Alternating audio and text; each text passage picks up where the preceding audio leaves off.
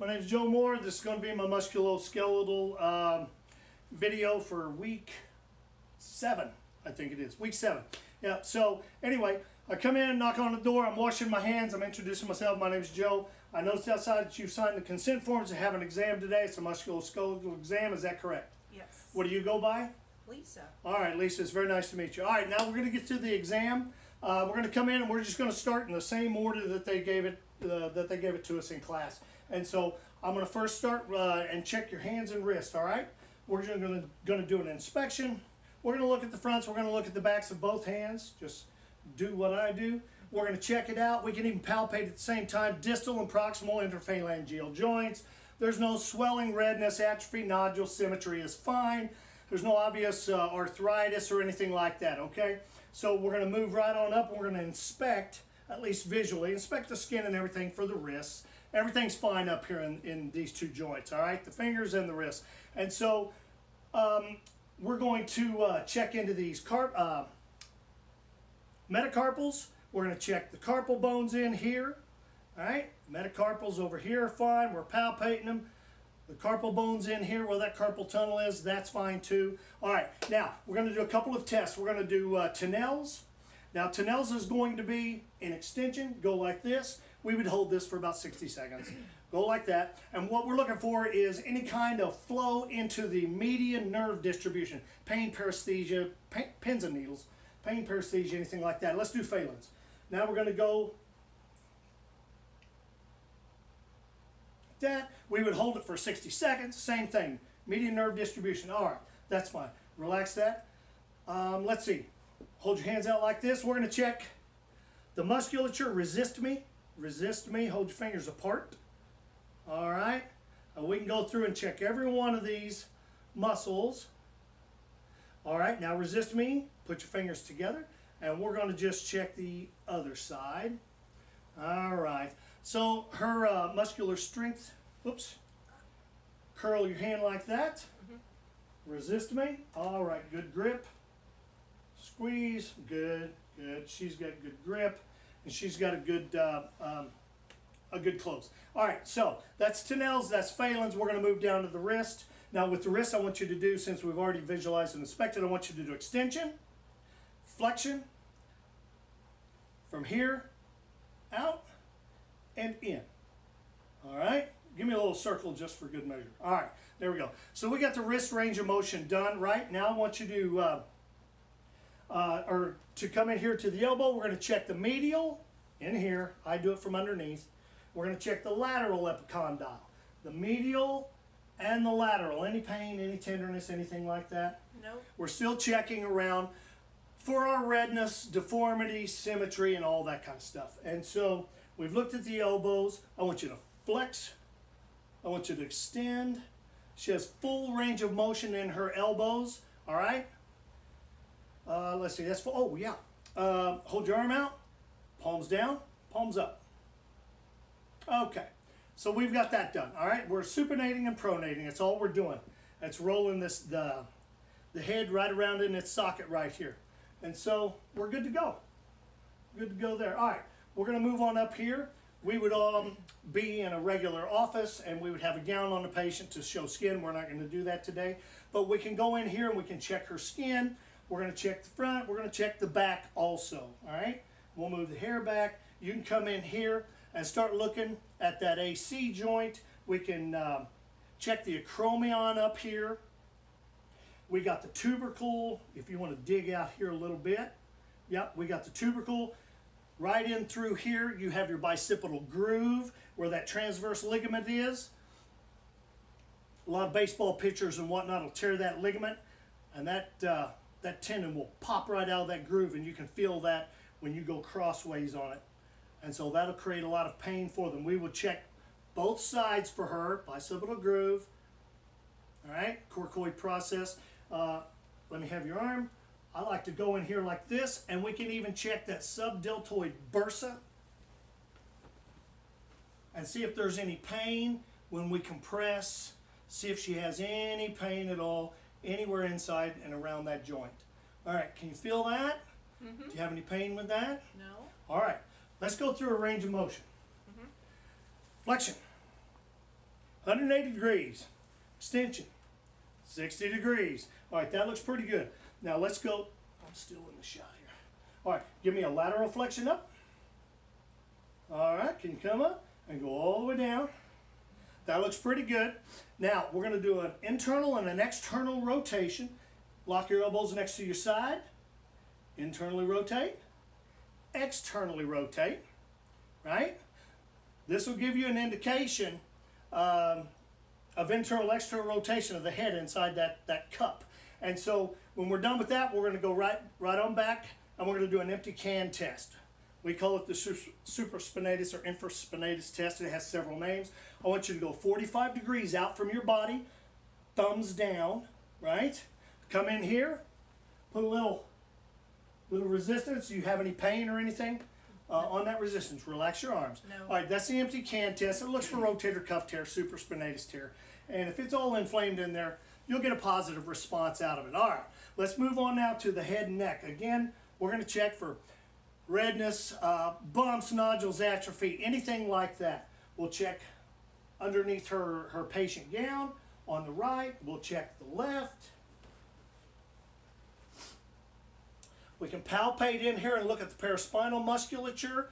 And with that paraspinal musculature, do you have any pain or tenderness up and down that cervical spine? No. In the suboccipital? Nope. Right? Nothing? All right. All right. We're going to palpate the TMJ. Open your mouth straight up and down. Move your jaw side to side. Good, good. Do you have any pain or tenderness on that? No. So we've checked out the TMJ joint. We're going to come in here and the chromio... Oh, hang on.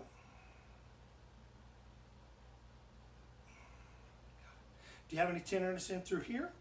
Nope. Or through here? No. Okay, that's fine. All right, so... we're going to move from the shoulders. We're going to go on to the head and the neck. We did the neck. We did the TMJ, right? We can check the SCMs for tenderness. Boom, boom. Any tenderness on either side? No. Check the trapezius. Slide right down to the rhomboids. Any tenderness on either side? Nope.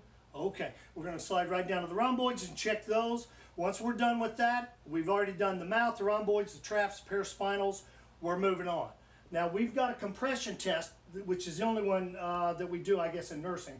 But a compression test, I call it maximal foraminal compression. I think they call it Sperling's in the book. But anyway, laterally flex, extend the head back, direct compression down. You're really looking for foraminal encroachment. And if you're going to find a radicular pain, that's going to be a positive sign. You need to look into that. Maybe some x-rays of the cervical spine to take a look. Okay, let's tilt, rotate just a little, and then extend back. Is there any pain on that pressure downward? No. All right, so the compression test is negative. There's no radicular pain or anything like that. Let's move down to your feet and your toes, all right? Yeah, we're going to try to lift this up. This is not ideal, but here, you know what? Put it right here. Put it on here and put your other leg up here too. So we're going to be checking for the same thing we did when we were dealing with the fingers. Nodules, redness, swelling, symmetry, any kind of lumps or bumps. But we also need to check for corns and stuff like that. You got your any kind of discoloration, especially in the feet and ankles and in these lower legs, because your heart failures and all that stuff, you're going to hold water down in here. And so that's what we're going to be looking for. Feet and toes. All right, I want you to plantar flex your feet, dorsiflex your feet. I want you to curl your toes and extend your toes. All right, that takes care of those two. I want you to evert, invert. All right, now I want you to relax them. Just relax them. We're going to check some plantar fascia down in here. Looking for Morton's neuroma anywhere in through these feet, right? You know, like I said, bunions, corns, all that stuff. All right, relax your thing, or relax your feet, and let me move them for you. We've got an active and passive range of motion here. We'll just go in circles, each direction. Now you move them in each direction, this way and then that way. Okay, so range of motion, and your toes flex and extend and curl them down. Range of motion in the toes, range of motion in the ankles are fine. We did our circles. we're moving on to the knees. With the knees, with her knee up, I'm just going to do it now. I'll palpate back here. I do it with both hands, but I'll palpate back here. Popliteal fossa, right? Right? There. For the Baker cyst, and of course while I'm at them, I usually grab the pulse too. But anyway, there's no Baker cyst, there's no masses, any tenderness or anything back there. No. No, okay. All right, so what I want you to do is extend your legs straight out. We're going to do, yes, both legs, sorry. Both legs, that's 0 degrees. Curl them back, do a hamstrings curl for me. All the way back, not ideal again, but you're looking for about 120 degrees when you curl them back. All right, and so we're going to check for, let me do this, let me stay down here. We're going to check for any kind of suprapatellar swelling, any kind of inflammation. You can move that patella up and down. We can do a ballottement. You can check all the 6 structures of this knee like that, all right? Now, we're going to come back to laying her down. I want to keep her upright for just a minute, and then we'll do everything upright, and then we'll move over here to the anterior posterior drawer sign, McMurray's, Faber, and Thomas's test, all right? So and we'll probably do the hips. So I want you to stand up first. Let's skip on to the spine. Let me move this. All right. In the spinal column, again, you're palpating. Is there any pain? Is there any tenderness on these? Would you turn this way? Is there any tenderness on these paraspinal musculatures? No. And you don't have any. You can take a look. You can visualize the skin, redness, swelling, so on and so forth. From this position, you got shoulder height. You got iliac crest height. You got PSIS back here where my thumbs were. You got the ASIS, your anterior superior iliac spine, posterior superior iliac spine, all that stuff. Your gluteal folds down here. All of these things should be level, moderately level at least, and non-tender upon palpation. And so we've got that checked out. I want to have you flex forward. Into flexion, we'll just do a little range of motion. Boom, she flexes forward. She comes back up. Please stand back up. Now, extend back. Now your flexion will be around 90 degrees. Excuse me. Was there any pain or tenderness on flexion or extension? No. All right, well, your extension is going to be about 35 degrees. I want you to laterally flex. All right, laterally flex. Okay, you're looking at about 35 degrees on lateral flexion for that. And when the patient is bent forward, we can really do, especially when we're doing school physicals, we can really tell whether there's a rotational component. You can check out these spinous processes here, and you can, sometimes if it's bad, you can even see the rotational component or rotational involvement in the spinal column, and you can get an indication of scoliosis. You can tell a lot visually when they flex forward. So not to forget that. Now, that's all the ranges of motion except I'm going to hold your hips. I want you to turn and rotate to your left and then to your right. This one will be about 30 degrees. Okay, and hers without pain? Right. Okay, hers is without pain. That seems to be within normal limits. I want you to lay down on your back. Now we're going to jump back up to the knees. We're going to jump back up to the knees right now. I'm going to do an anterior posterior drawer. Just to describe it, the anterior drawer signs for the ACL, posterior drawer signs for the PCL. Your ACL is about 70% of your knee stability, so when it comes to the athletes, you tear that, you're out of the game. But the PCL, it's been my experience that I just put a brace on them, and even with a torn PCL, if it's just the PCL, I can keep them in the game. But for right now, let's just go up here, bring these both up. I would, let's see, can you see? Not ideal. Anyway, the idea is going to be to pull this tibia forward. Is there any pain or tenderness? No. We'll go to the other side, we'll pull it forward. Anterior drawer sign, looking for ACL. You can come in here and push back. Is there any pain or tenderness? No. Looking for PCL, driving this back. I like to hold it right around that tibial tuberosity. And so, push that back. PCL, you have any pain inside? No. Okay, all right. Now, let's do some valgus and varus stress tests. when you do a valgus stress test, you're going to be testing the medial collateral ligament.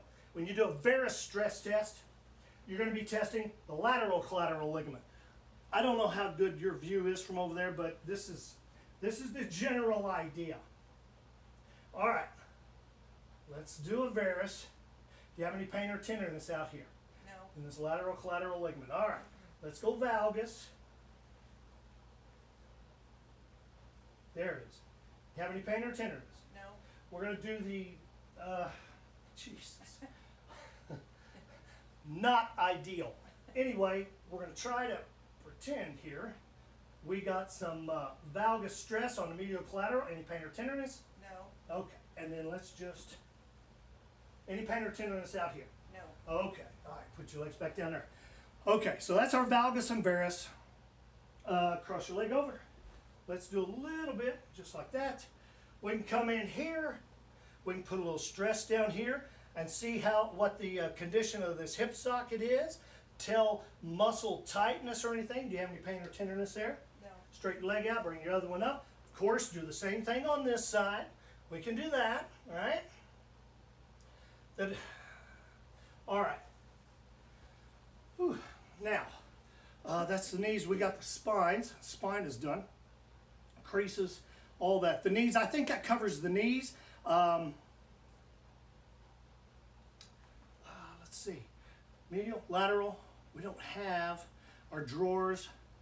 Medial rotation of the tibia, McMurray's. Okay, we're going to medially rotate this tibia, which really I did just a minute ago out of habit.